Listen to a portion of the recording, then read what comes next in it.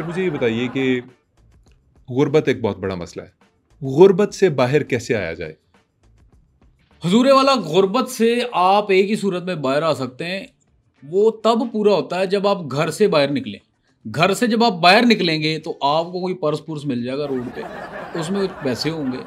चंद दिन तो वो आपके निकाल लेगा, मैक्सिमम आपका महीना वो हुजूरे वाला निकाल लेगा। सर कैसी बातें कर रहे हैं? लेकिन खान साहब जौन सा अगला महीना आना है ना, सर कैसी बातें कर रहे हैं आप? तो यार मजाक कर रहा हूँ, आपको बताया था, जोकी भी हूँ ना थोड़ा मैंने एक वो लाइटर मोड पे दिया। अच्छा, अब आते हैं इसके रियल जवाब की तरफ। तो उसका, अगर आप चाहते हैं कि आपने ज़िंदगी में कामयाब होना है और आपने अन्नी पा देनी है कामयाबी से, मैं आपको एक छोटी सी मिसाल देता हूँ। मेरा एक दोस्त है, हुजूर अल्लाह, मैंने उसकी बचपन में बड़ी गुर्बत देखी है, बहुत गुर्बत देखी है। मैंने उसकी गुर्बत की खान साहब पीक देखी है।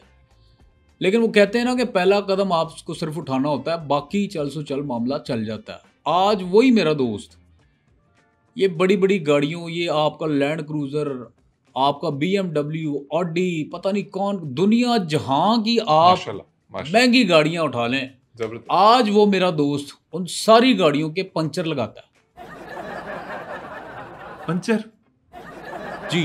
अब चाहे वो 150 कमा रहा है, लेकिन वो किसी का जवाबदेह नहीं है। वो अपना मालिक खुद है, अपना बादशाह खुद है। 150 रुपया? इतनी बड़ी बड़ी गाड़ियों के पंचर लगा के वो सिर्फ 150 रुपया कमाता है? देखें, उसमें गलती उसकी भी है।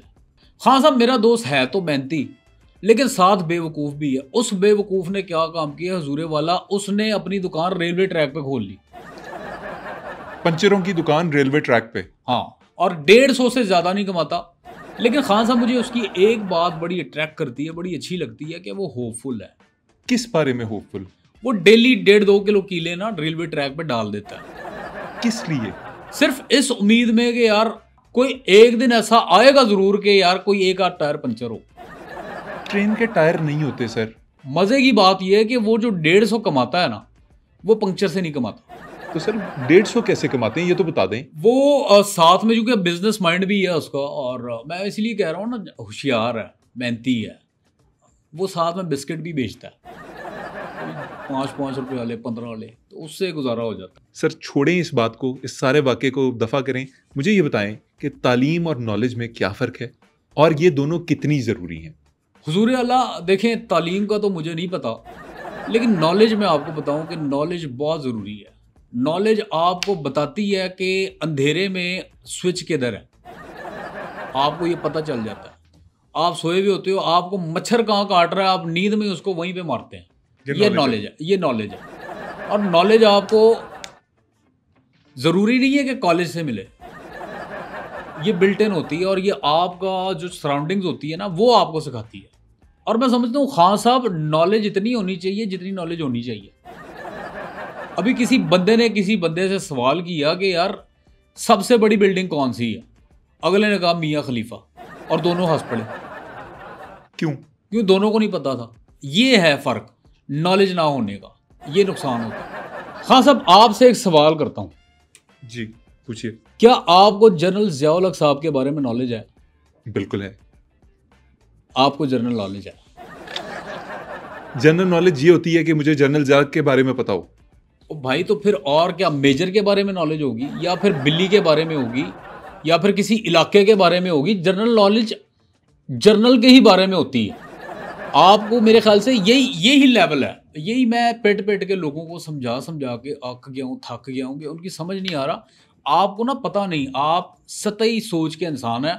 आप अपने आप से सवाल करें, अपना मुहासबा करके दोनों हाथों से गिरबान पकड़ के झंझोड़ें खुद को, अपने से सवाल करें, अपने आप को गंदी गालियां दें कि आपको नहीं पता।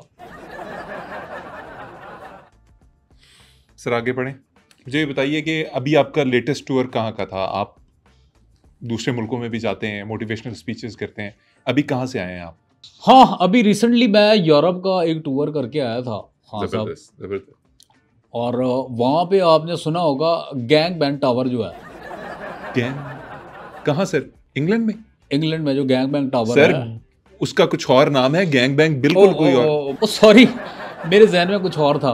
वो है बेन 10 टावर सर, बड़ा मशहूर है। बिग बेन कहते हैं उसको। हाँ। बेन 10 कुछ और चीज है, अगेन कार्टून कैरेक्टर का नाम दे रहे हैं।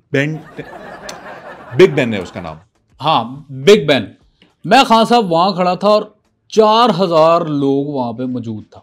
और आपने मोटिवेशनल स्पीच की? 4000 लोग और वहाँ मौजूद था। मैं वहाँ पे मोटिवेशन मैंने स्टार्ट ही की है, कोई आधा घंटा बोला हूँ, और मैं नोट कर रहा था कोई मेरी बात सुन नहीं रहा, सारे अपने में लगे। और सबके जो बंदा मैंने देखा है खान साहब, हुजूर आला, एक एक बंदे के हाथ में 2-2 3-3 शॉपिंग बैग थे। मैं तो सोच रहा था ये मुझे सुनने आए या मैं इनकी शॉपिंग देखने आया हूँ।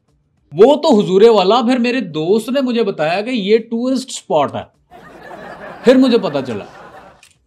आप इस तरह से मोटिवेशन देते हैं, मतलब चौकों में खड़े होकर आप स्टार्ट हो जाते हैं? खान साहब, अभी लेटेस्ट वाकया आपको सुनाता हूँ।